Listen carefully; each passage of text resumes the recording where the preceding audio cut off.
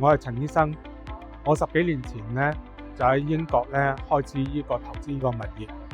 但係幾年前咧我就轉為咧投資呢個杜拜物業。咁杜拜物業咧佢嘅價格咧合理，係 freehold 嘅物業，咁佢嘅租金回報咧係穩步上揚，並且咧係冇呢一個入息稅，亦都冇呢個物業稅。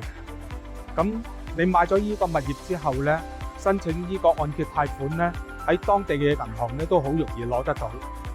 更加優惠嘅咧就係你買咗呢個物業，付咗樓款10% 之後咧，你就可以攞到呢一個黃金簽證同埋居民身份證。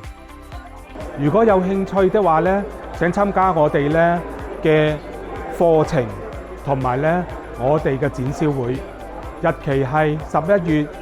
21號、22號喺曼城市中心 K 堂嘅 hotel，歡迎大家。